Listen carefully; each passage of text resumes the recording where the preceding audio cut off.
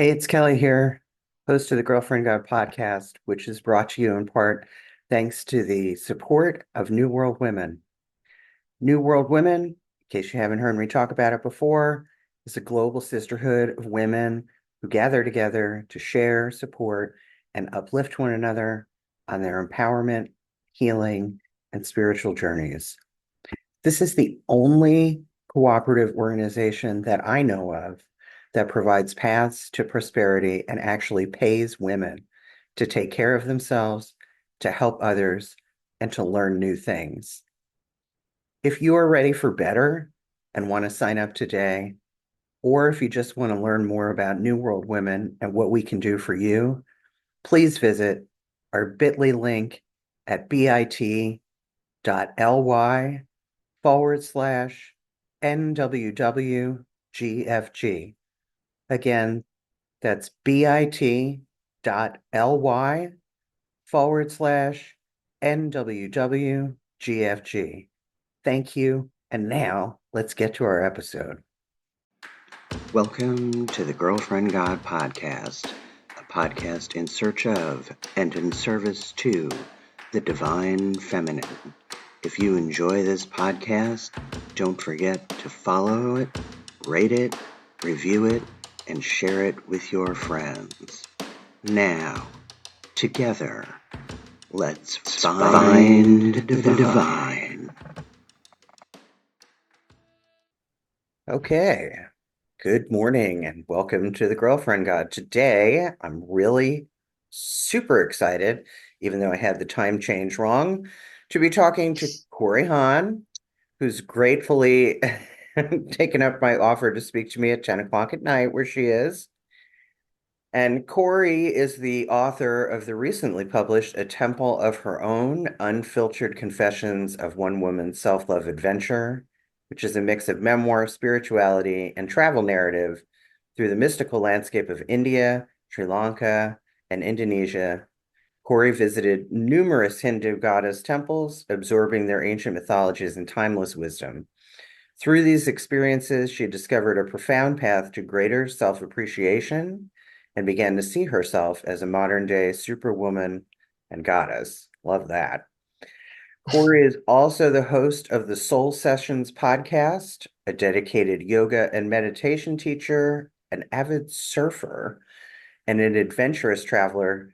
She lives in the serene surroundings of Bali with her son. She's devoted her life to exploring the depths of self-discovery and fostering spiritual growth, both for herself and those she teaches. Kori, thank you for being here, and thank you for your patience with my time difference snafu. Oh, Kelly, don't even think twice about it. It's honestly something I deal with on a regular basis. Thank you so much for having me. This is well worth waiting up, and especially today is a great day just to have a really nice conversation. Good, good. Yes, I'm excited. So before we talk about your book, so where are you originally from? I was actually born in Indiana, and Okay. then when I was two, really young, my parents moved to Texas. So I grew up going to school in Texas. And then after college, I moved to Alaska for 10 years. So that was my life in the States. And then, yeah, about 30 years old, about 10 years ago, I moved to Sri Lanka for a little bit. And then I've been in Bali for most of the last 10 years. Is that now your permanent home? I bounce between Sri Lanka and Bali, but we are pretty settled here. My ex-husband lives here and my son, so it would take a lot to move kind of the family since we're Right, not together in that right. way. How And old is your son? he's about to be 8. He'll be 8 in January. So I bet yeah, he's a he's a beauty. cutie. He is so awesome. And yeah, he really loves it here. And it's a really amazing place, I feel like, to raise a child. And it gives me the freedom to nurture being a creative entrepreneur and doing things a bit different than it would probably look if we lived somewhere in the state. Right, So right. yeah, a What bit is more freedom. just out of curiosity, what is the school system like there? Well, it's actually a lot of private schools. You can't, most of the Western kids, or they call them boulets here, like the white skinned kids, can't go to the local schools. But there's a lot of private schools to different degrees. There's like a super famous like sustainability school called the Green School that's been, written about, and it's a very popular place. People even the States have heard of it. And then there's like my son goes to very simple mixed school with both locals and boulets or foreigners. And it's very small and quite simple, really. And Mhm. it's like a bit of a mix of a homeschooling with the like Cambridge curriculum, just to make sure that he's on par to be Oh, learning what he's meant to be learning. right, So, right. but there's a bit of everything for everyone. But that's Hmm. what my situation looks like. That works Right, for right. us. Hmm. So your book, when did your book come out? It came out August 7th. So just 2 months ago. Yeah. A Okay, so we're right on few time. months ago. Just keep Yeah. promoting that, right? Yeah. But that wasn't your first book, right? No, it wasn't. So my first book is called Rituals of the Soul, using the 8 ancient principles of yoga to create a modern and meaningful life.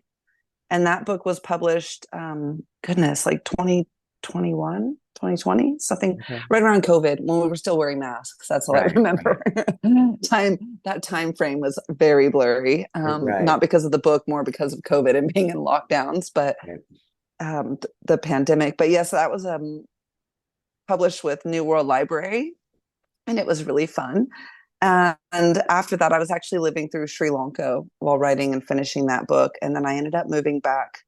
I got divorced right around the end of writing that first book, which took me on a whole different journey. So soon after I finished the first book, I was like, found myself writing some spiritual manifesto that I thought was the answer to everyone's problems, but I was Right. struggling more than I had ever struggled.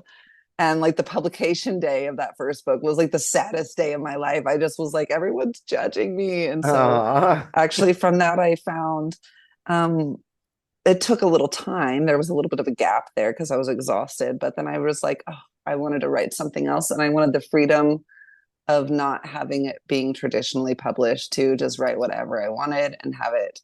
And so it's been really fun. I'm really proud of this last book, even more so, I would say, because it was really a passion project and right, I did it all on my own. I mean, I had editors and I, of course, hired people to help me along the way, but right, the story and what chose to write about and right. everything was straight from the heart. And you are a good And writer, thank you. really good writer. Thank you. As a writer myself, I feel entitled to make those judgment calls, right? Yeah, great. Right? I mean, It's always nice to hear. don't you find that to be true as a writer? I mean, you kind of you have the right to judge what's good and what isn't, at least for you, Yeah, right? definitely. And I think, yeah, definitely. And especially when you're looking at the subjects that we like, they can be incredibly dense sometimes. So, Right. and intense. Like even today, I picked up like a Sigmund Freud book and I was like, this is not the light, easy reading I was hoping for. But I mean, he's great, but Right, like, right, to talk about theology or spirituality and right, especially like big vast subjects and make it digestible is an art for sure. right. It A definitely skill.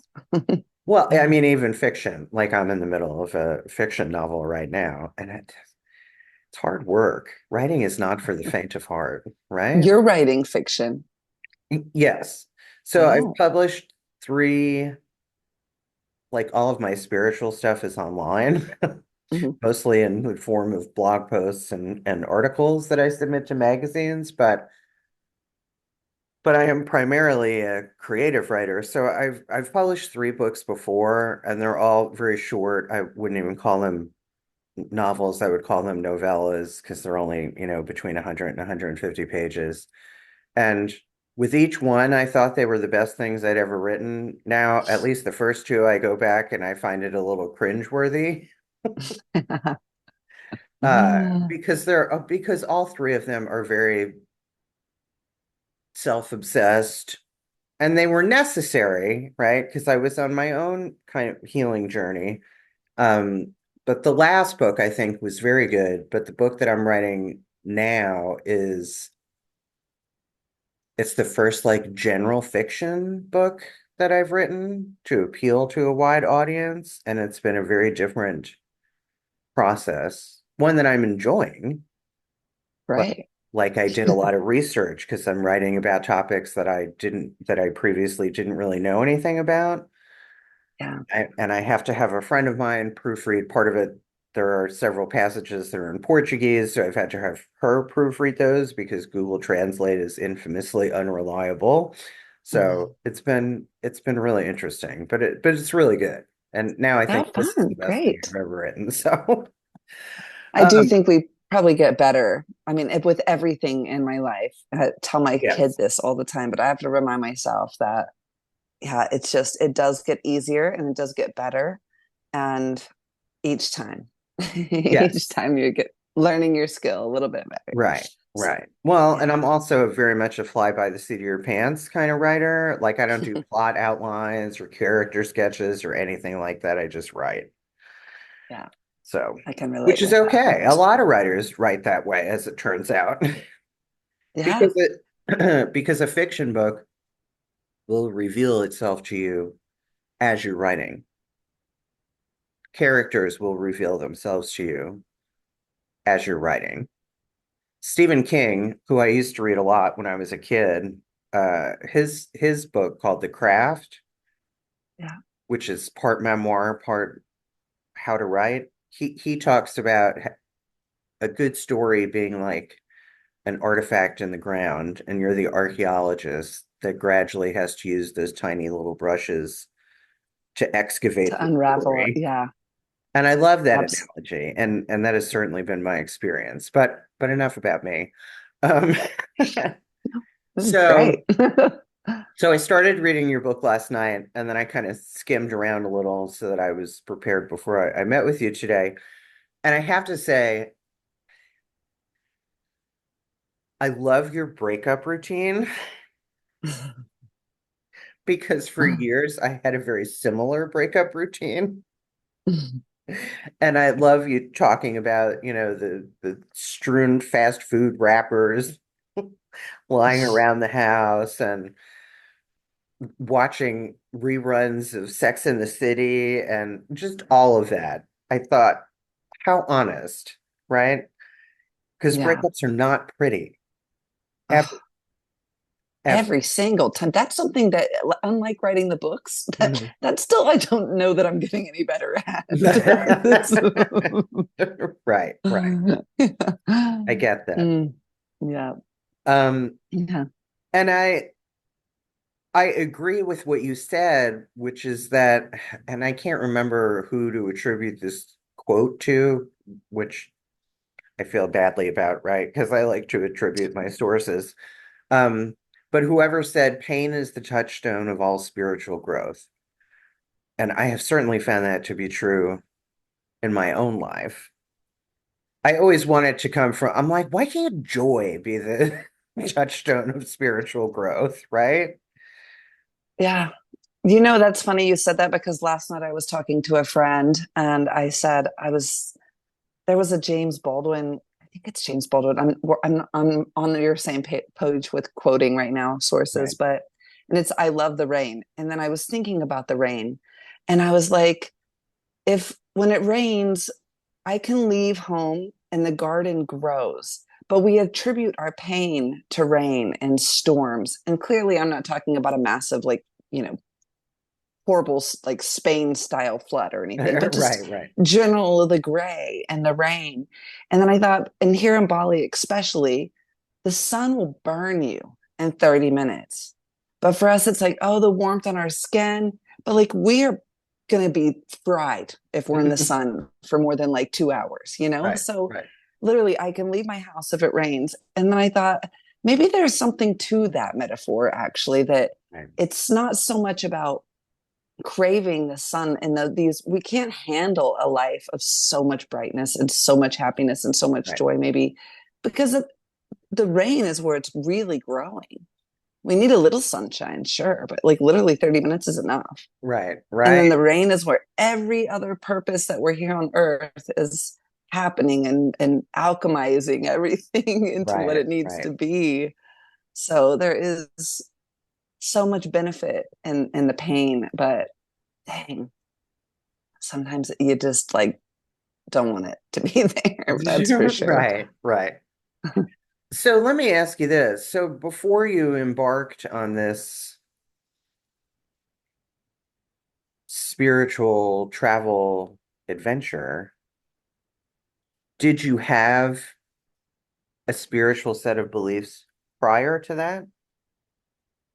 Yes. So my first book definitely dives into the philosophy of yoga. I have loved yoga and meditation. I would have said probably for maybe 10 years that I was a Buddhist. I really strongly believed that meditation was really helpful for me and it helped my anxiety, it helped my depression. I didn't get much into other, I really like Tibetan Buddhism. I like the tangibility and I Mhm. like traveling in that part of the world. So I would say that's my background. And it wasn't so much Hinduism or the goddesses by any means. And so that's kind of what I started learning, right? And this book takes place, like I said, right actually before the pandemic started. And my husband, we just moved to Sri Lanka and he broke up with me. And then I just was going, I was like, I'm going to fly to Varanasi, which is a very holy city in India. And Mhm. it's where most of the Hindus go to die. And I had spent lots of time in India, but it had never, I didn't really get all that they were doing. It's a bit chaotic, to be honest. They got fires and bells and friggin' rice on the forehead. I mean, how in the world was I supposed to understand what was going on? Right. So I understood a vagueness of Hinduism as far as like we're all the god somehow. That made sense to me, or Mhm. that we're all gods, and but I didn't have a real understanding. So the first book really dives into the philosophy of yoga, which is rituals of the soul, and the 8 steps of the spiritual system. Because I felt like with yoga, I was militaristic about doing a ashtanga, a hardcore practice, and a 1 hour of vipassana yoga. And I was like a dictator on myself that this is what you do to be enlightened. This is what you do to be a good person. And all of a sudden, yeah, when things, I moved and I thought I was doing great. And then when my husband leaves me and the pandemic hits and then nothing was going great and everything I had learned was suddenly not working. Right. And it sent me, yeah, there's a bit of anger in that, like, and frustration. It wasn't pretty. And, it made me suddenly, I was like, I'm not doing any of that. I'm just going to smoke a bunch of joints and I'm going to drink a bunch of wine and eat a bunch of ice cream all day and be angry, even with my son, which still to this day, I'm like, darn, couldn't you have enjoyed that process more? But sometimes you just can't. Right. But that's really where I came into this book. And when I took that trip to Varanasi, I was literally going there just to pray. I thought, oh, if I go to the holiest city and I pray for my husband to come back, then that's going to work. Because Mm. that's how it works. Well, I did pray and I ended up stumbling into this temple, the first of the goddess temples that I was introduced to. Right. And it was the goddess of Kali, who is the goddess of destruction and disillusionment. And she is pretty foul looking, like black skin and red blood tongue, and has a Mm. necklace of skulls. And I didn't think much about her. I went back home and continued living my life. But then I bumped into her, like a statue that was in my town in Sri Lanka. And then I found a little statue and I started looking into Kali and I realized, like, oh man, I could really relate with her. And Was that slowly, was that the Kali garden gnome? that was, yes. And so the garden gnome, I went to stop in one of these like little roadside temples that they have in Sri Lanka. And it's mainly a Buddhist country in the south where I live. Right. So to find a massive, colorful, very scary garden gnome of Kali just was like too ironic. Right. So yes, I ended up buying this. And in Sally Kempton's book, was truly a Bible that taught me and was my research guide through this book and where I learned everything. So I knew I wanted to learn more And I just happened to stumble across Sally's book, which is Awakening Shakti, which teaches you about all the different goddesses. And slowly I learned about the goddesses, and um, but they really came to me. And she says that too, and through her experience as a teacher, she says the goddesses will just come to you. And I've heard that saying before. Right. And by George, they did. They just Yes. showed up, or I would just wander into a temple, or I would go surfing and there was like a massive statue, or the Right. garden gnome, or and then I moved into a house, and then the next goddess was like, this isn't even Hindu territory down here. So why are these goddesses? Like, you don't see them very often. And Right. so they really came to my life. I'd like to think of this book as like entry level spirituality or entry level into the goddesses. So you could read this and have literally no understanding or experience of Hinduism or the goddesses, and it'll kind of walk you in just like I went in, a bit ignorant and feeling completely overwhelmed in this this topic. And with the help of Sally, and you could always go from my book and then pick up hers and get a much deeper Right. dive in, and it's a bit less of a read through. Like, this is more of a stories and Right. my stories and my message, my moments in my life, and how these goddesses came through me and spoke to me. And I think this is so important because looking back on it now that I've written these two books and coming to the yoga practice and the meditation and the Buddhism that, like, I was coming up before, this is all quite masculine. These are really masculine spiritual practices. Like, the Buddha literally left his wife and child to go Hmm. sit under the tree for 13 years. I mean, like, where was mama? She wasn't sitting under the tree. She was taking care of that baby. You know what I mean? Like, Well, and when I found, And don't the Buddhists claim that women cannot achieve the light enlightenment? I think that differs versus, I mean, Mm-hmm. you might know better than me. I've heard that before, but I do think that in certain, like, maybe Mahayana versus Theravada, there's different beliefs on that. But I'm not sure now. I haven't been reading the Buddhist stuff for so long now, texts, but I was just thinking of Tenzin Palmo. Do you know mm, this? The English woman that went and lived in the mountains for like 13 yes. years, and that was her goal because she was frustrated with that. She was like, no, I'm a woman and I'm going to achieve this state that you say I can't achieve because I'm a woman. It was a really good book. It's called A Cave in the Snow. It's less about her time in the cave than it is kind of a biography of her. It was very interesting to me.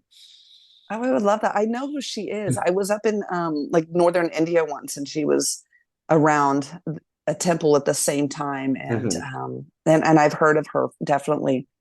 But this makes sense. But yeah, it's not like the most open to females, I wouldn't say. And like the nuns, the the Buddhist nuns, are, I think, what they're called, are living a totally different existence, and they're Right, very hidden away compared to the monks, who, like, people are bowing at their feet, right.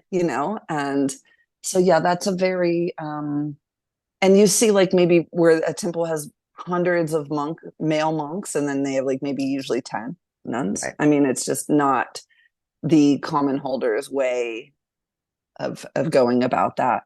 And And I think, I'm sorry, just a fun yeah. fact. Did you know that uh there's a Tibetan monastery in Bloomington, Indiana? Yes, actually, I do. I think there's even, like, isn't that where the university is? Yes. And I think they have, like, a really good program for, like, Asian or Eastern studies. Like, this was a very long time ago when I was Right. looking at going to grad school, but they used to have something like that as well. And I found that to be so interesting and It's cool. interesting, right? Like I went there, I took a vacation, like a 3-day vacation by myself, and this was probably 20 years ago. And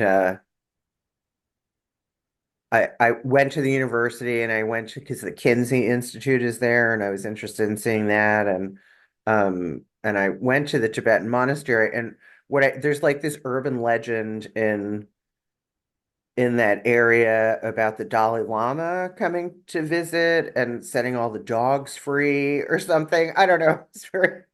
I don't know if there's any truth to it or not, but he apparently has some in-law or relative or something that lives in Bloomington, Indiana.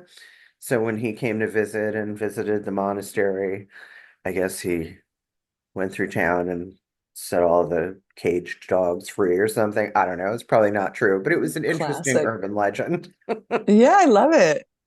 I love it. It's funny how the West picked up on Tibetan Buddhism so much because um yeah, it's probably because of the, when the political and social situation really brought awareness to it. And then Right. it's yeah, it's cool though. I mean, I love all this. I love Buddhism and I still think I mean, in Hinduism, they also still revere the Buddhist as a prophet and a sort of prophet or an enlightened being and as Right. a method. There's many methods, is I think where the Hindus are just like, we can take any pathway, and the Buddha is like, Right, right. no, just down this one pathway. So I think that's really cool. And I guess now after being so strict on myself and trying other avenues, I've found okay, this is actually really cool. And some of these avenues work way better for me. Right. And the discipline, I'm sure those 10 years of discipline were incredibly helpful for me, Right. even finishing books, honestly, like finishing my yoga practice, an hour meditation each day, like something in me needed that dedication and that, determined everyday practice. But when I found the goddesses and I found actually you could just find different things that resonate more with you Mhm. and piece together, almost piecemeal what your spiritual practices look like or your spiritual beliefs even, or You're having singing my one. song. Yeah, you have a goddess that speaks to you for a while, like you really want money, and then there's this goddess that's all about the money, like Lakshmi, and you're just like, okay, well, let me just try this then, Right. like Let me it chat you makes up for a while. it gets creative, it gets fun, it gets Yeah. passionate then, and it doesn't have to be, oh my God, I have to sit and do another hour of meditation. And yeah, I found the goddess stories. And so in the book, there's 10 chapters. I think there's actually a few more chapters than that, but there's 10 goddesses I really discuss. And I discuss about how they all came to me at different moments through this, painful process of going through divorce and depression and being completely isolated because I was in Sri Lanka pretty much for 2 years renovating a house by myself with my son and had no community. And we were like on house arrest, a lot of that. And finding these goddesses along the way and learning to play an instrument. So learning how to sing my emotions out of my body. And they just gave me so many rituals that I would have never considered spiritual. Right. I never really knew why I was playing music, but then it made sense. Or writing. I mean, this, like you said, this book was definitely 10,000 hours of free therapy, Right. like, Right. like Right. it was very cathartic. Yeah. And that's another one. I mean, now I'm like, I don't, of course, the yoga is great. And my body hurts if I don't do it like a little bit, definitely. Right. But writing every day is a game changer for me. Yeah. To Yes. this, I never realized how important this is. And morning pages. This is way more important to me than any kind of yoga or even meditation. If I can't concentrate on my meditation, I get up, I do my morning pages, and then maybe I'll come back down and do a yoga nidra. Like it just gave me options. Right. I've Yeah. really come into the practice of so I do meditate every morning, but I won't do it for more than 20 minutes because if I'm not in the zone after 20 minutes, then I'm just fighting with myself. You know what I mean? And then Yeah. I give up and I go do something else, and maybe I'll go back to it later, or maybe I'll meditate later in the day. Maybe I won't. You know what I mean? But it's Yeah. pointless for me to sit there and try and will myself into a quiet mind. That Of never course. works, right? Yeah. I've Like never, go exhaust yourself I'm and come back to it or whatever. You can do a million right, ways or just right, breathe, just count your breaths while you're going up, doing your right. thing. Like, yeah, I think And learning to have you, compassion. I'm sorry, go ahead. No, but learning to have compassion and empathy. Like, I think all those 10 years, Right, I had none of that. Like you said, I was really a dictator and like that was not teaching me anything about self-worth or self-love. And if Right. spirituality is about anything, it's about being confident that you are a soul. So it Right. should be all about the self-love and the self-worth, as cheesy and cliche as that sounds. Right. It's like treat yourself like you're special. I like how you talk about this whole concept of you yourself being the goddess. That's something that's interesting to me because I feel that way too, right? Because for me, the goddess is both um, intrinsic and external, right? She's within and without. The personal piece is within, right? That's that part of my relationship with the goddess that makes me feel like she's a presence in my life, that she can fulfill all these different roles, right? Mother, lover, sister, teacher, guide, confidant, all of the things. Um, but that because of her and that piece of her that resides within me, I do have some of my own power, right? Ugh, I mean, if yeah, nothing else, I have the power to create my own reality. We all have our own reality, yeah, right? And the absolutely. part of me that can take action, Mm, that that's a that's big one. that's the proper use of my will, right? Is to take action to achieve a positive result. And I don't think there's anything wrong with that. I mean, like I talk about surrendering my will to the goddess, which I need to do if my will is getting me into trouble. But I don't need to surrender my will if it's going okay. You know what I mean? Like Yeah, I consider that like I'm either in alignment or I'm out of alignment. And I don't always know what the goddess's will is for me, but I certainly know what it isn't. yeah, You know what I I love mean? that. Yeah, yeah, I'm with you. Yeah, I I feel like it's if you know what where you want to go, then like I think what was fun about figuring out about these goddesses as well is that if I just stayed focused on what I truly wanted for myself, and I really believe, like I talk about it in my first book a bit, that I actually believe that 8 steps of yoga are a manifestation process. And even if that at first is, you can use that for any small dream, those 8 steps of yoga. But Right, eventually, like the big dream is enlightenment, right? Like Nirvana and Zion and all of that. Like that's the right, big dream. Like, great. That why else are you doing all this? right, Like, why else are we here struggling? As the Buddha said, life is like, why do we have to deal with this life if in the hard moments? If so I do believe, so to me, this idea of manifesting and this, I'm not going to say manifesting is always like money, but sometimes it is. But like when I went to that Varanasi and prayed, and I prayed for my husband to come back, I think that I also prayed to be happy and healthy. And I've learned along the way that we can't really manifest time or other people's actions. So, right. but if we put it on ourselves to be happy and healthy, this I am in control of. Right. And eventually, through the goddesses, they have majorly helped me to create that. But there were many little dreams I had that I could use their stories and even their chants. And I think it was more like visualizing this. It helped me to get on an energetic realm. Now, I'm not Right, like the most airy fairy like person out there. Like I right. always say Ubudiyans here in Uh-huh. Bali, which is like where all the yogas are, the feather and the leather. Like Right, I'm a surfer. I'm really down to earth. I love science.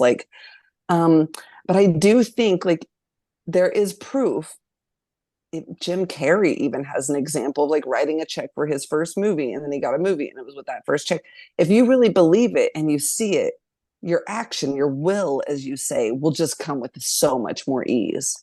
You're going to right, walk out the door every day. You're going to get up at 8 and know exactly where you're going and what you're doing, and harnessing that energy. Although it is energetics, it might be working in your brain with affirmations, and then it might, if you move from your brain, I mean, this is also scientifically proven, you move from your brain into your belief system and your emotional level. And then, the obvious is the physical. So even if you just want to play the piano and you practice with your fingers, then you imagine it and then you dream it and you listen to it. Like you can do that with much more ease the more you're practicing these little rituals to do it. Right. Right. So to me, it became a really helpful thing to create what I wanted for myself.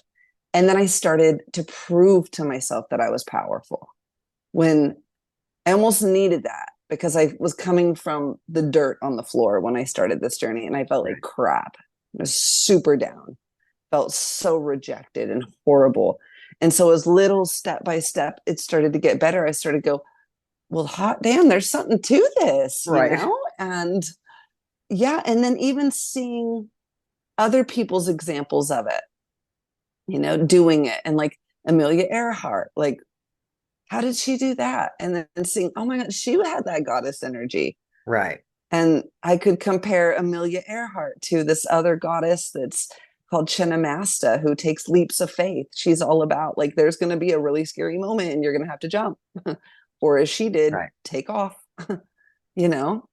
Well, And and that's a big part of faith, right? Is trusting, is trust. yeah, Because there's a very big difference between belief in and dependence upon. of course. Yeah. Ugh, That's been the yes. biggest leap, right? To And attachment. Yeah, I talk about that too, because there's a difference between wanting to manifest and dreaming and desiring, but to be attached. This is a very weird gray area that we all are going to have to journey through, I think, right, right. but we figure that out. Right, because if I really want something and I don't get it, some part of me didn't believe it was going to happen in the first place, Yeah. Or right? you're miserable until it happens. That's not the goal either. Right, right. That you don't have to. So I'm a big Abraham Hicks person. I wasn't for a long time because, like a lot of people, I hear manifestation and I think about The Secret and I just wish for a pile of money and it appears, right? So I like blew it off for a long time. But then two people who I respect, who are intelligent, educated people, talked about Abraham Hicks and they'd read all the books and uh, so I started watching the videos on YouTube where they do the little Abraham Hicks animations I with know. I watch her them too. voiceover. I love Yeah. those. Yeah. And I love and them that's too. where I learned that there was really a lot more to it and it really started to make sense for me. And I was like, oh. And my spirituality, and that's a part of my spirituality in that if things aren't going my way or I feel like what I want is the right thing and it's not selfish and it's not whatever. The question I always have to ask myself is what do I have in the way? Right? What is it Yeah. within me that's blocking me from whatever? Because it's never the goddess. She doesn't go anywhere. I go somewhere, Yeah. right? Yes. Or just, yeah, with Abraham Hicks too, I come and go from it and I really love it. But I do think it helps my mindset. It helps me a lot. Sometimes it's really fun with those little animated videos as well, Yeah. because you can literally find exactly. So sometimes I'm like with this attachment thing, like I think my biggest attachment in my life is definitely to relationships and to I'm not very good at letting people just be in a revolving door, Hmm. of coming and going, and we're changing and we're growing. And if we are growing, we're not always going to be in the same doorway. We're Right. going to different hotels, different cities, different Right. places. But when I've looked, I'll be like, how do I need Abraham Hicks for a breakup? I need Abraham Hicks for Right. narcissist. You know what I mean? I'm like down to the nitty gritty.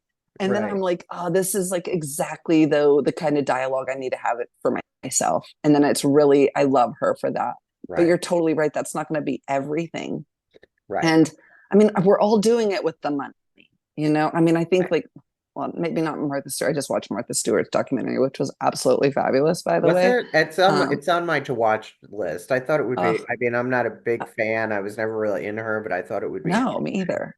A girlfriend recommended it to me. So tonight, since it was a little bit late, I thought, okay, I'll just give it a go. And then I was like, I am the biggest Martha fan now. But man, her determination and how she got where she got. And even going in the prison and staying positive, I was just like, she is Lakshmi, you know, she Hmm. is it. She made it and she did all the things.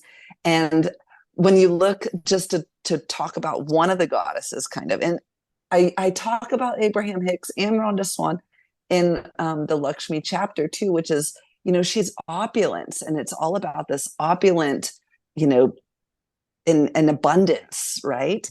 But with Lakshmi, she looks beautiful. She always like has Taylor Swift red lipstick on, also abundant, also opulent, Right. and it's not just I'm going to have a good idea. I actually put on my to-do list for like the past year, like wake up and get dressed up. Hmm. Like quit with the yoga shorts and the big baggy t-shirt that goes down to your knees. Like you got to fully act and step in. And that was more important to me. Putting makeup on, like even if it's just red lipstick, because I get dyes and stuff in my if I put eye makeup on, but like anything that you can put jewelry on, Hmm. like that, I felt like I started feeling like a businesswoman. And I went out and people said, "Oh, what do you do?" And I'm like, "Oh, I write books. I have a house, blah, blah, blah, blah." And something about that just changed my energy. It had nothing to do with the money. I'm literally putting on like a $3 shirt from Target, but it looked cute and I put a belt on, what I mean? Like it's like Right, right, fine. And I found like, yeah, and then listening to her, it was like many, many things come together. But right. I think that these goddesses, they created these mythological stories. I would love to get more into the others, like, the Egyptian and the Mayan to learn more. But in the Hindu ones, they created this for the women householders, the tantras, the women that were at home, and they had Right. these stories like men that didn't respect their wives and they were like drunk and beating them up. So there's the story of Sita, or the story of Chinnamasta, who was so scared to ever take a leap of faith or so scared to change anything in your life. And we know women like this. Or Right. there's another one, Lailita Tripura Sundara, and she's all about like, she's the most quintessential tantrika, I guess. And she's all about how long can you sit in pleasure? Like it's not, about, and that's where this whole sexual thing with the tantra comes from. But it's not about that. It's like, could you actually go to the beach and to the beach club and just enjoy your entire day? How many people do you know are just like, I have to work. Work is my purpose. That's my Right. purpose. And it's like, no, no, work is not like it's good to be passionate and get your work done. But like, can you spend as much time enjoying your life? And so they have these goddesses that had different values, like you said, to trust and surrender, to honor yourself as worthy enough to be abundant, Right. to enjoy your life, to Saraswati, be absolutely creative, and Right. to allow your emotions, to allow life to flow through you. Or even some of the more negative ones, like Dumavati, the crone goddess of surrendering. She's the older bag lady. And it's all like no one reveres her as much anymore. But man, she can just let disappointments go. Right. She's one with the birds. There's immense freedom in that. And so I was really, as a female, especially in this modern time right now, it gave me as what Sally Kenton calls the sacred feminine path. Right. And everything that I had learned before felt quite masculine, but I'm still using those techniques and those rituals. But this became so much more easy to jump on and to have fun with, Right. especially as a mother. Like it's hard for me to go escape and meditate for 10 days now, or to get things back on track. But and there's other things I want. I don't want just peace of mind all the time. Maybe actually get more peace of mind with financial freedom. Like maybe I'm gonna work on that, and Right. Right. just open up the door to like creating a life I want, to feeling like I'm turning my superwoman power on again. Right. Right. Um, so you mentioned something. Well, in the very beginning of the book, when you talk about discovering, kind of connecting on a personal level with Kali, I think that's very important. I know for me, for a long time, when I was trying to be a pagan, which I failed at, because pagans by definition are polytheistic, and I consider myself a monotheist. I have what I call the diamond head god theory, which is that there is like the goddess, right? Like the OG goddess, the creator of fucking everything.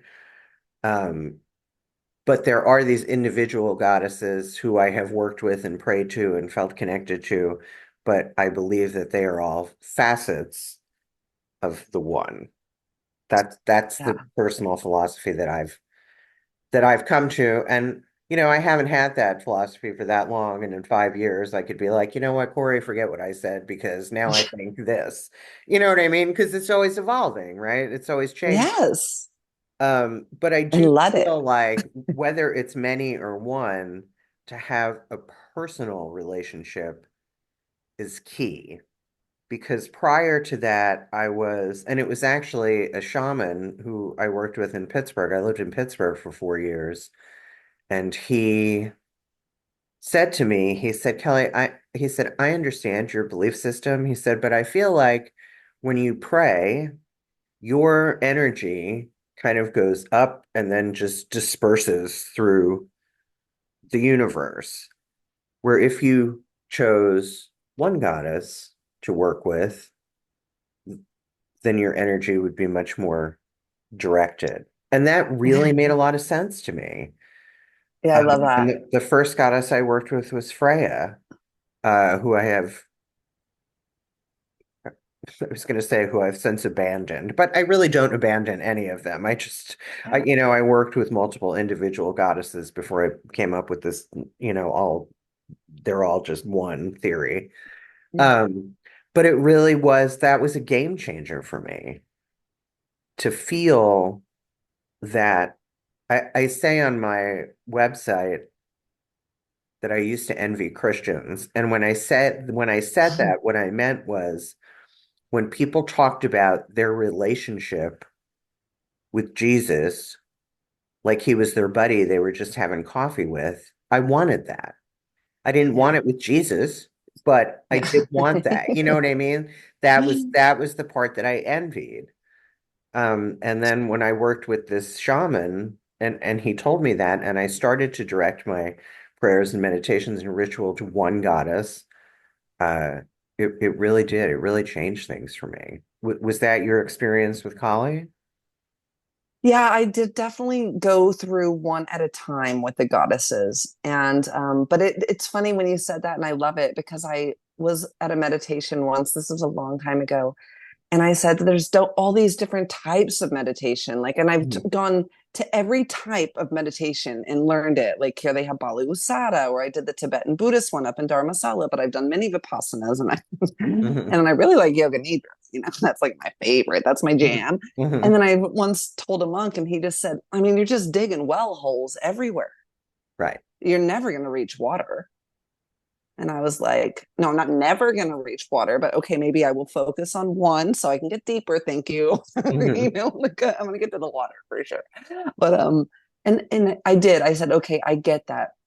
Stick with it long enough. Like, but I've always been a bit of into like comparative literature and comparative studies. And even now I'm still talking about loving the, toolbox of options that I've had. But as Right. far as getting into and building a relationship with the goddesses, any of them, it definitely happened one at a time. And Right. I guess the journey in the book, I talk about walking into each of their temples and spending time. And even in the Kali one, I say like I set up camp there. I had like cardboard boxes. Like I was like a Mhm. homeless person in the back of Kali's temple. Like there was no one else but Kali. And Mhm. it was like, and then slowly she introduced me to Saraswati. There was only Saraswati. And for like another year and a half, it was only me playing the sitar. And well, we did a lot of Pinterest crafts with my kid because we were literally locked at home, which is also kind of a Saraswati thing. I was doing my Mhm. podcast, which is a Saraswati thing, and writing my books. These are all literature, language, flowing and letting emotions out, and like Right. therapy, as we said. And I needed to let all that Kali energy out of my system somehow. And so then I slowly moved into the next temple. It wasn't like I just studied them all in unison. Mhm. Um, yeah, I really. was introduced one at the time. And even now, I think now that I know about them all, I would still only really know that I'm resonating with one at a time. Like right now, if Right. I want money, then I'm really loving Lakshmi's.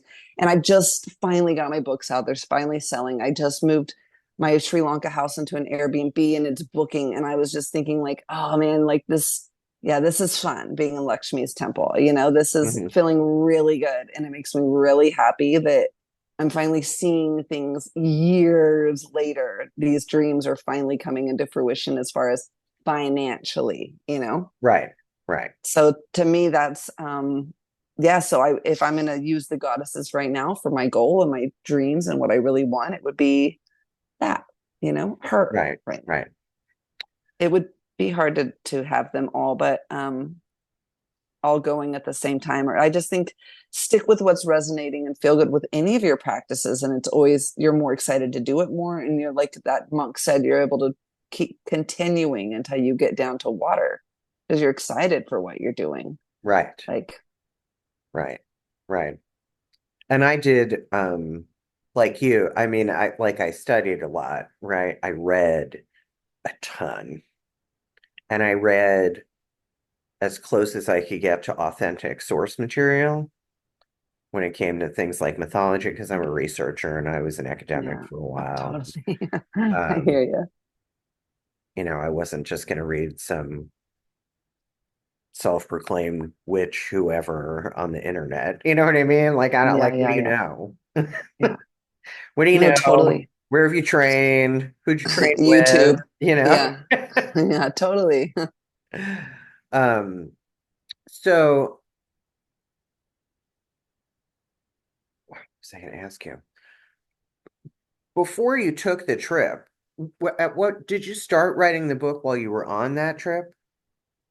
No, actually, I didn't start writing any of it until maybe halfway through the book. And the book does explain the journey as we go. So I was there. Um, then I ended up coming to Bali. And so then a lot of the end of the book takes place all around Indonesia and different places and islands, and asking my ex to come back here. And then I met this lovely 6-year old who had 4 children and a drunk, just over aggressive type of man. And she got a divorce and came to Bali and just created a whole new life for herself. And Mhm. so that was like another chapter. She was really the chapter on pleasure for me, and like start your life over, do what you want. You can do whatever you want. And Right. um, yeah, I'm kind of going all over the place, but yeah, the journey took me all over India, Sri Lanka, and then a lot in Bali. And I started writing it once I got back here and I got settled.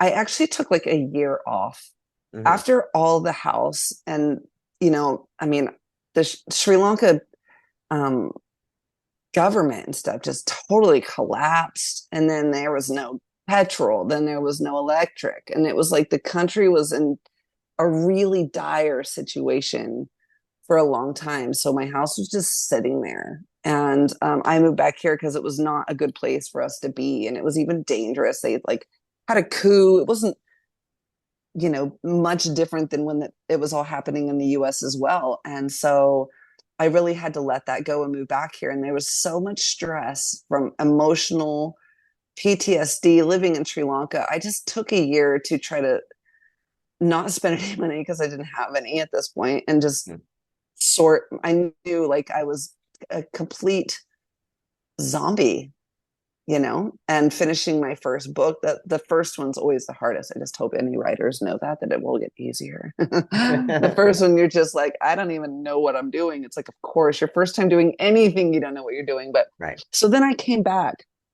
and I started to see um and it was like almost in a night. Like I went to a friend's house, and then I remember, I don't know, like we were just sitting around, and then it just like I was like, oh my God, I saw this book and how I wanted to organize it a little bit. Mhm. And I had been writing stories like a memoir, just kind of therapeutic morning pages. But when I realized to put all the chapters as the goddesses and then I could do my research and I could get into it. I kind of reorganized it like that. So it was, um, yeah, I probably started it about like three-fourths way through the book of the story of the book is I was already back here and had lived, I didn't write it while I was doing it. That's for sure. Okay. As Um, so long-winded there. that's okay. Um, so how does a girl from Indiana become a surfer, and when did that happen? Yeah. So when I lived in Alaska, I started dreaming of tropics, which is Funny. completely fair, you know. And I tried to start there, but like the wetsuits are big and there's no surf around. So, and I was a bit bored with my relationship. And I just think I felt so like my life was over at 30. It was so domesticated. I was living, looking back on it, I'm so glad that I lived that life like that, but it was done. I didn't want to chop any more wood. I mean, I grew up really in Texas. So that to me, that was already a big, part of my life. I had gone and done that. And so, but it was, in Alaska, it's really easy to make money and save it because you don't spend anything. There's no restaurants. You hunt your own food. You make a lot of money during the tourist season or fishing season, and then you can just go travel. So I had always traveled a lot, and then going there for work.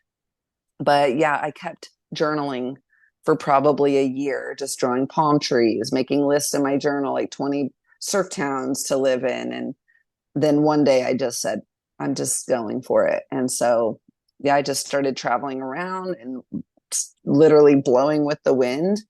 And once I really went and learned how, it was really fun and I really enjoyed it. And I think 6 months into that surf trip, I came to Bali because I needed to do a visa run. And I just happened to meet a guy and we fell in love. And then we had the baby. And so then I've just kind of got stuck in this as well, but it doesn't feel like stuck. It feels fabulous, but I was here and we didn't want to move back to our respective countries. So we just have stayed here. And he's an artist and he taught me how to, yeah, like make money doing different things. And that's really when I started just from being a very dedicated yogi in my life in Alaska to teaching and running retreats and learning and surfing and living abroad and everything just changed. And yeah, I couldn't be happier about that. I really love living here and I love it. And even now, like I just couldn't imagine being cold all the time. It seems so far from what my norm is now. Right. So, is there must be a certain spirituality in the flow of surfing, I would imagine. Yeah, there is. I think that, in my first book, Rituals of the Soul, I wish I could find it really quick, but there's only like one paragraph. Let's see. And it talks about, when you're out in the ocean, it's this big, vast, mysterious thing. And when everything plays out right, there's ripples that come in. And if you time it and you have the skill and you've been practicing, you're dedicated enough, you could pick yourself up and ride that little ripple that comes from the mystery of the greatest mysterious big blob out there. And I Right. think it's also just a lot of being in nature, soaking in nature. And yeah, it's a really big mindset shift. For me, it is like a meditation and it's a challenge. And I mean, as you know, meditation is also a challenge a lot of times. So it's like it really comes together like a form of meditation, but also just being in nature is so, so healing. Like, and being able to just stop and take a moment and do something you love. It has all those qualities and aspects to it. Right. Yeah. Um, so there was a movie that came out, it was in like 2021 called uh Z Boys and Dogtown or Dogtown and Z Boys. I think it's the latter. Have you ever seen it? I have it. So it's a documentary about surfing, and it was fabulous. It's narrated by Sean Penn. And I didn't know it was one of those things that like every now and then I'll read a book about something that I know nothing about and didn't find particularly interesting, but then I read the book and I'm like, oh my God, that's fascinating. This was one of those. Surfing was never something that was like on my radar. It was never something I wanted to do. I didn't know anybody that was a surfer, but I watched this documentary and it was fascinating. And I didn't know that surfing culture evolved from skateboarding culture in California in like in the 70s. It was really fascinating. You should watch it since you Yeah, haven't seen it and you're a surfer. yeah, I think you would I enjoy know. it. I think I'm it's sure I would. I think it's Dogtown and Z Boys. I'm almost positive that that was the It kind title. of rings a bell. Yeah, yeah, definitely. Yeah, it was really good. It was super interesting because they talk I about love that. like just what's really interesting to me about surfing is just not only that I imagine it would be a very spiritual experience. I'm a water person. I love water. I grew up by a coast. So I think that's kind of ingrained in me, and I love the ocean. I have a personal relationship with the ocean. My family owns a Florida condo in Central Florida by Cape Canaveral and in Cocoa Beach. And on the drive from the airport in Orlando down, you cross three rivers. And when you cross the third river, when you get to the crest, you can see the ocean from there. And every single time when we get that to that part of the drive, and we're like 15 minutes outside Cocoa Beach, I start to cry Oh, because I'm landlocked here in the Midwest. yeah, you I mean, really I can are. go to Chicago and go to Lake Michigan or whatever, but it's not the same. Um, but what interests me about it is the physics dynamics of surfing and skateboarding for that matter, and how that all works. It's just really interesting to me. It's so hard. And I mean, I think in Alaska, I skied, obviously, but the mountain's not moving. So it was Right, so much easier to pick it up. But this has been right, like 10 years of me just getting hammered by the ocean all the time, being like, right, humble, be humble, be humble. right. Just humble it down a little bit. But you know, it like you hear a lot that it's like a lifestyle, like surfing is a lifestyle, and that is so true. It's changed, like you said, it's like to be by the ocean every day. It was like the true love affair that I wasn't going to leave. And yeah, it really makes me. My mom always said that growing up, we would like, you know, also go down to the beach for holidays. And it was just like we would sit on the beach and everything in the world would be fine while we were at the beach. And I think that something about that is, you know, in my childhood memory and like even still, it's like I can go to the beach and just feel like, oh, okay, everything's fine now.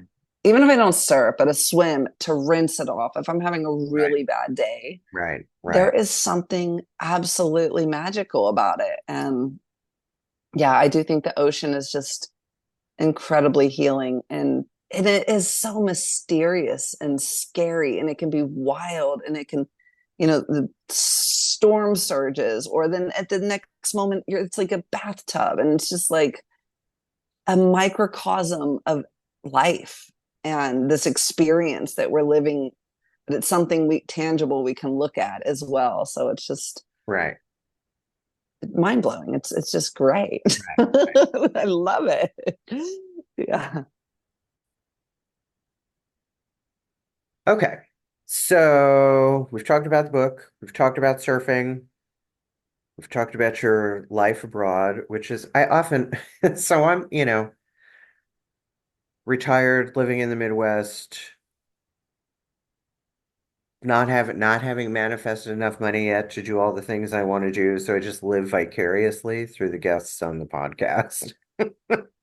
So you've been a good touchstone for that. Travel the thank world and you. surf and be physically fit and all of the things. Um, but I find that so in my life and in my spiritual practice, I find that gratitude goes a long way. Yes, there are things I want to manifest, but I really want what I already have. Absolutely. Do you find that to be true? Is gratitude a part of your 100%. Every single day, I literally write sometimes pages. The only thing I know to do that will change, yeah, my attitude and my mindset is to make that gratitude list. Yes. Like Pam Grout's book, Think and Grow Rich, I Hmm. think is, and Oprah says it's the most life-changing practice she's ever had. I mean, gratitude. Honestly, my mom drives me crazy every time I call her and say, "How are you?" She's like, "Grateful." I'm like, "Oh my God, do you have to say that every single time?" She's like, "I am." Yeah, Okay. I mean, you really do. You have to be because otherwise there is no joy. I feel like gratitude's the gateway to joy. I was thinking too the other day that like the big picture is so hard to appreciate. I never sit here and just go, God, the big picture is incredible, Kori. But I'm like, this cup of coffee is amazing right now. And my child is so sweet. And I'm so glad that this house isn't leaking today. Like, I mean, it's so easy to love all the little things.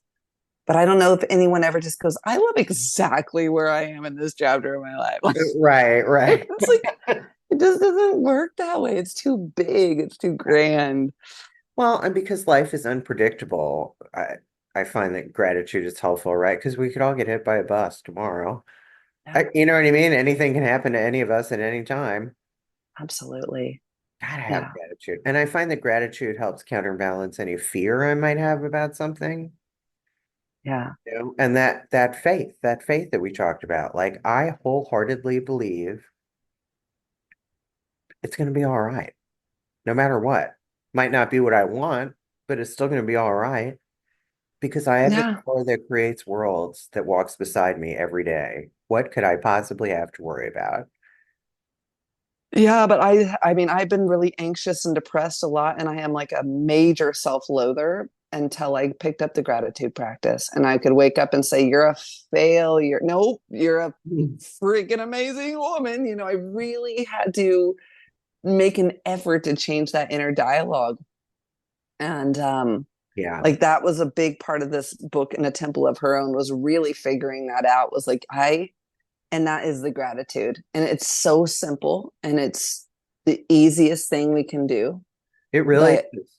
As soon as I open my eyes in the morning, before my feet even hit the floor, before I even get out of bed, I open my eyes and I say, "Thank you, Goddess, because thanks for me waking up on this side of the dirt." You know what I yeah, mean? I breathed all through the night without having to think about it. You know what I mean? yeah, That's amazing. yeah. Everything. I wake up, the sun's out, it's raining, don't have to water the plants. You could just find a million things to love. Right, You just right, have to find them. right. And it's crazy because that's a skill too, right? Just like riding a bike, just like writing, learning a language. I found that at first, in my darkest moments, it was hard to come up with five things. And now, man, I'll just like pages. I can just, I'll make a list of 100 sometimes and just see how long it takes me to get to 100 different things without repeating, Right. just to get wildly grateful. You also, so something I did early on that was recommended to me was also to make a list of things that I liked about myself, which was very hard. I mean, in the beginning, we So were hard. scraping the bottom of the barrel. It was like, I'm a Okay. good driver. Yeah. You know, I remember that specifically. And That one wouldn't even have she was made it like, to my really, list. Kelly? My son's like, you're the worst. But yes, no, Learning to this love is yourself is hard because we're so I find that the people I work with, and I did this myself, want to go to one extreme or the other. Either they're egotistical or they want to be so humble, they confuse humility with self berating or tearing themselves down. And that's not what yeah. humility is, I right? have no idea Right? I how mean, you work with picked people. up this way of, I mean, I do think the whole purpose maybe of our human lives is to believe that we are is a self-worth, is a soul worth. Is like we are here to recognize the soul within. And then you feel the only way you feel worthy is once you have that soul confidence. I mean, for in my life, like to be like, I am a soul, I am here. But when I really get into the humanness and I'm just like, you're such a failure for everything. And then it's like, yeah, it that and like I'm just writing this book about self-love, and I've been like a self-loather up until last year. Like I mean, that's why I wrote this, because I just think this can't be just me. Oh, it And isn't. yeah, I think and I we're don't, all inherently self-loathers and self-sabotagers because we yeah, carry that the belief under every fear I have shame. Oh my God, I talk is too that I'm much. somehow not Everything. is that I'm somehow not good enough. Yeah, That's what's for underneath it everything. all. Even with the things I'm really good at, then I still just find other things. And even the things that I'm exceptional at, I'm not good enough at. Like it's just like never good enough. Right. And this is crappy. And that's the other thing. So I write love letters to myself. I make a gratitude list every day. This is when I said my writing is my biggest ritual. A Hmm. gratitude list and love letters to myself. And I'm not always like, dear Kori, you sexy thing or anything. But like it's just like you, because always thinking I'm not pretty enough or you're not smart enough. So I just start with that. You are gorgeous, you are smart, you are dedicated, you're a great mother. And then I just every day, and sometimes when hard things happen, like I have a friend that has kind of disappeared and isn't answering my calls back, and then it makes me just feel so rejected. I Hmm. have to spend 3 times as long doing it on those days. That's Right. I'm sensitive to that. Like lots of little things happen to make you shame and guilt and feel like an idiot. And so it's like, yeah. And I know that it's just neurological programming too. It's like, Right. just just write it down. Well, that's what I was going to say. I mean, I think part of our soul sickness, at least here in the United States, is that even if we were raised by loving parents, almost all of us we were rewarded and valued based on what we did, not based Mm, on who we are, yeah.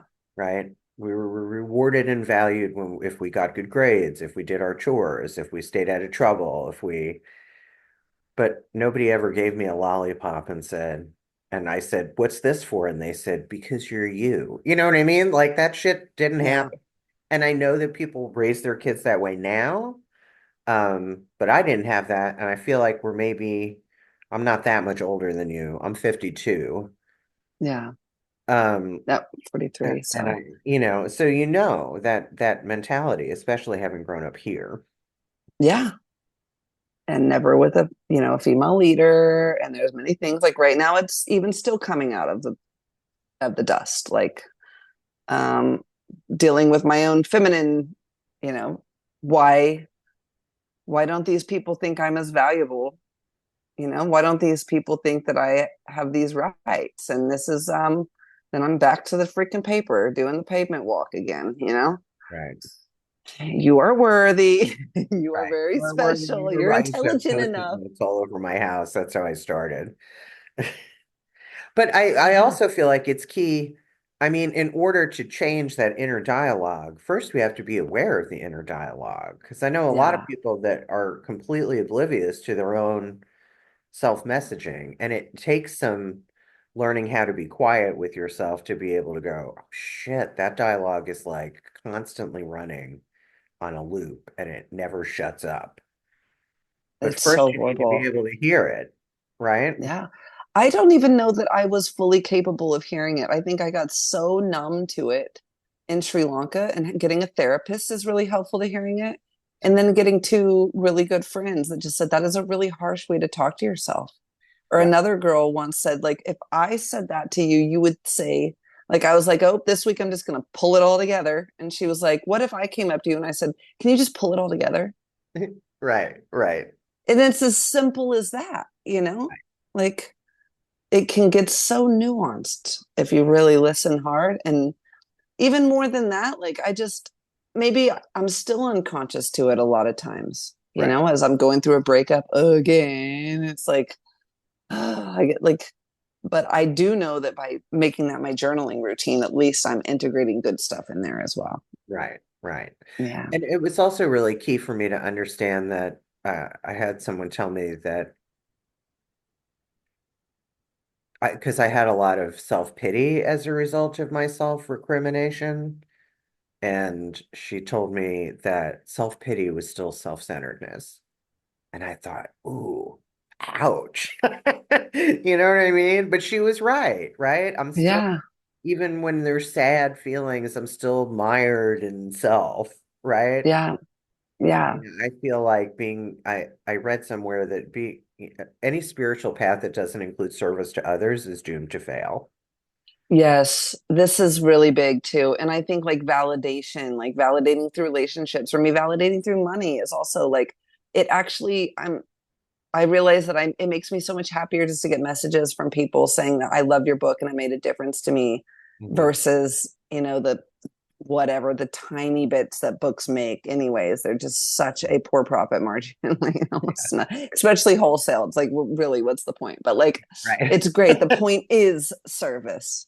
Like in other art forms, it can be you get more benefits for sure, but in definitely in courses or even oil art paintings and things, but with books it's unless you go absolutely viral, you are doing this just to one be heard and hopefully because other people resonate and you're of service to them, or at least that's how my books have felt for me, Right. This fiction and book was as a result of for a long time, I had stopped reading because I could, I didn't have reading glasses. I could only read if I took my glasses off, and I couldn't read for more than like 20 minutes without falling asleep. Because with the MS, I take a lot of medication that makes me sleepy. Plus, chronic fatigue is one of the symptoms of MS. So I couldn't do it. And then I got a new pair of glasses, and it was two pairs of glasses for like 135 bucks, which is really good. And I got a pair of computer glasses, which changed my laptop game entirely, but also I can use them as reading glasses. So then I returned to being a voracious reader. And I really just thought, I want to write a book that is as good as the books that I read, that is as enjoyable, that as many people can enjoy. And even though it's fiction, it's bringing light to an issue that we have in the world, which is wildlife trafficking. And I thought and that was it. Like that was my only motivation. I was like, these books are so good. And I knew that I could do it, right? yeah, Writing yeah. is the one thing that I have some modicum of self-confidence about. Yeah, yeah, yeah. Same. Yeah, I get that. I absolutely get that. And I resonate so much.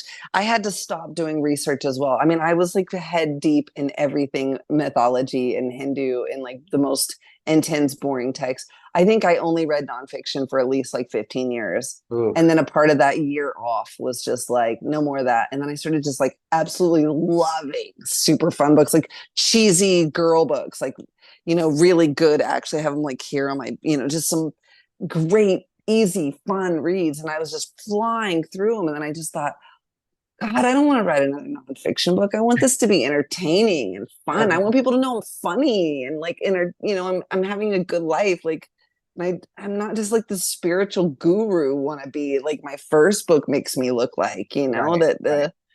yeah, no, and to truly enjoy reading again was the best. God, I don't know why I got so stuck in nonfiction for so long. I must have self-helped so hard it wasn't even helping. Like nobody should read Gabor Mate's book all the way through. You should just like leave it when you need to go to bed and read a few pages. Like, I'm sorry, I love him, but it's dense. This stuff is dense. Yeah, yeah. I had a Enjoy. similar experience plowing through Jean Shinoda Bolen's books. Yes, the goddess everywhere or a different one. Yeah, I read The Goddess in Every Woman. I read The Goddess in Every Older Woman. I read Crones Don't Whine. But my favorite one was her book that was a little more personal, which was Crossing to Avalon, which is Okay. kind of about her spiritual journey. That's still my favorite one, but I love her. Oh my God. Well, you know what I just read, and I don't know if you've seen it, so I'm moving my phone with me so I can grab it. And this was just fabulous, and it was the best.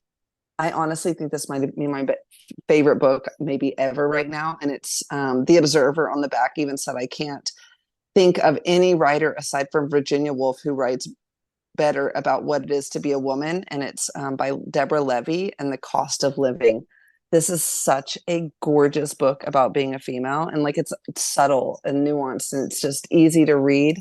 It was the most, I mean, if we're going to just talk about our favorite books, I just finished that today and was like, now what am I going to do? Yeah, like now what? I just finished Okay. my favorite book ever.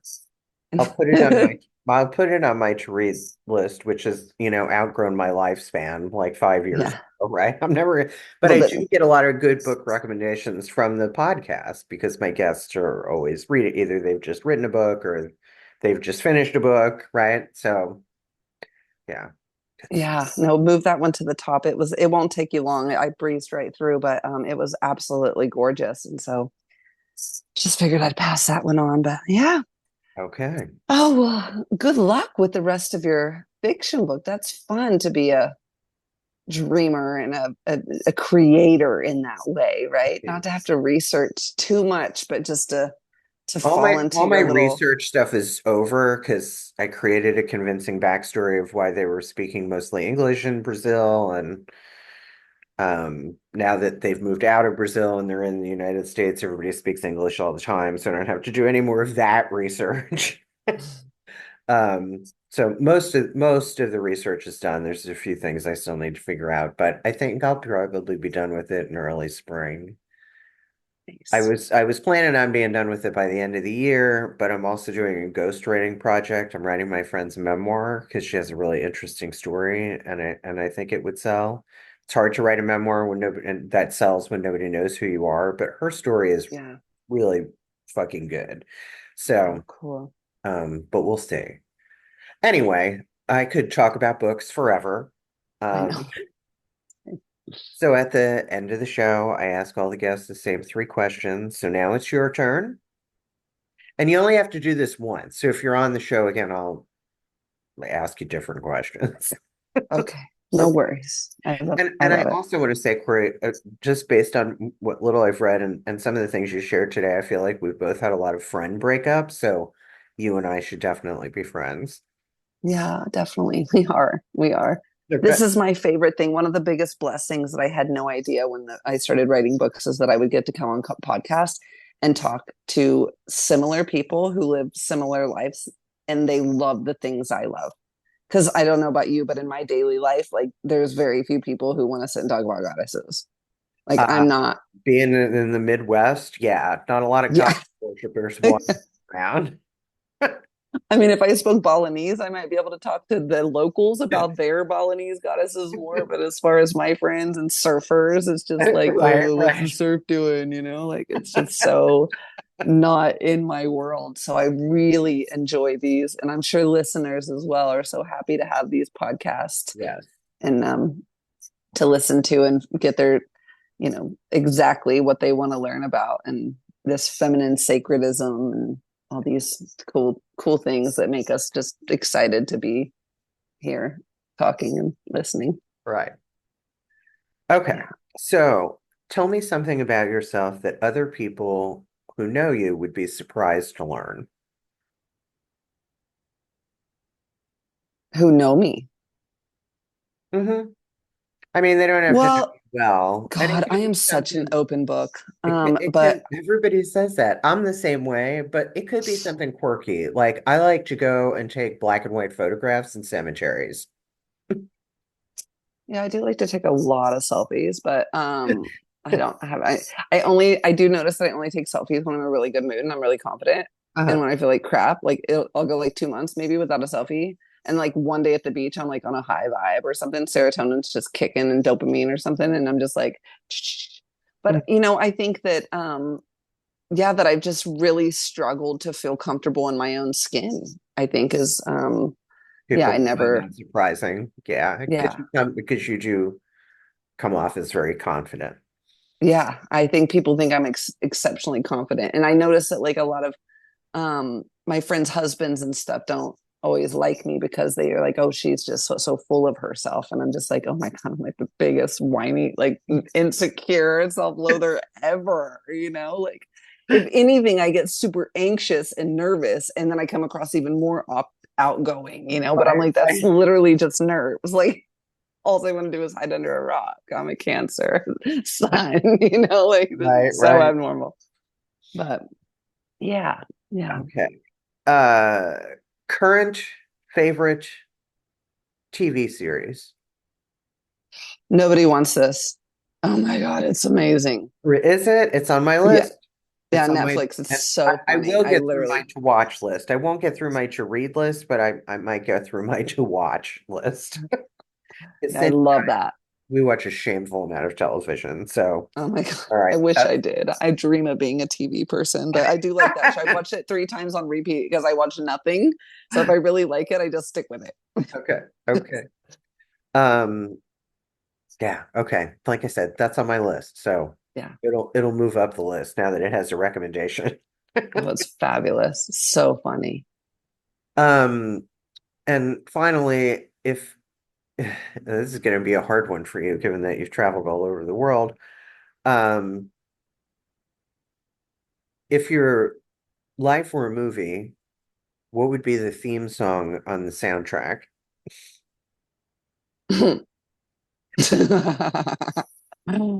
um, oh, I the song or just a performer. Okay. I don't know. That's a hard one. Um, dang, I'm having a hard time with this. I always think my song is, I don't know what the title of it is, but the chorus is I'm not sick, or I'm not crazy, I'm just a little unwell. um, I don't know. That's a hard one. I'm not very good with song names. I can usually like sing all the words along, but like I would say like maybe I would feel really cool if Taylor Swift's Reputation album or something like Yeah, okay. Okay. that. I was thinking like Frank Zappa could also be, but I can't think of one song, and I'm not sure like yeah which song, but it could be something really weird as well. Some weird artsy film that like 10 people ever view. Like that would be the movie though. Okay. Well, Yeah. maybe you can get back to me on that. If you Yeah, yeah. somewhere, I'll send you a link. I haven't updated it since the last season, but I have I have a playlist of how of the songs that guests have answered this question with. And Okay, I'll definitely get back to you. it's a very eclectic list, Oh my as you God, I can love it. imagine. And some So people have classic. said the same song, which I thought was interesting. That's only happened once, I think. But yeah, I'll send you a link. Just Maybe okay, I got it. I'll choose Selena Gomez's song lose you to love you. oh, To lose you to love me.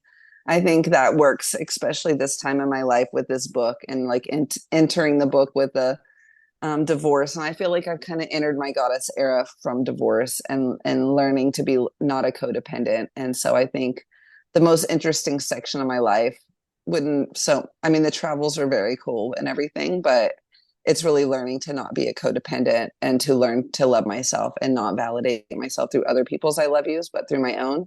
right, right. Yeah. So that song I listened to a lot on Okay, repeat for a while there. cool. Well, Kind of emotional, but I look forward to speaking with you soon because we're friends now. yes, yes, let's do this again. And now I'm aware that it is a full, I- I've already forgotten what 12-hour time to every 13-hour time to anyway. No, don't worry. It's like this for me. Thank you for making that work for me. Yeah, of course. Thank you. Also, this is great. I will be in touch, but until then, I wish you the peace and the love of the goddess. Yes, and you as well.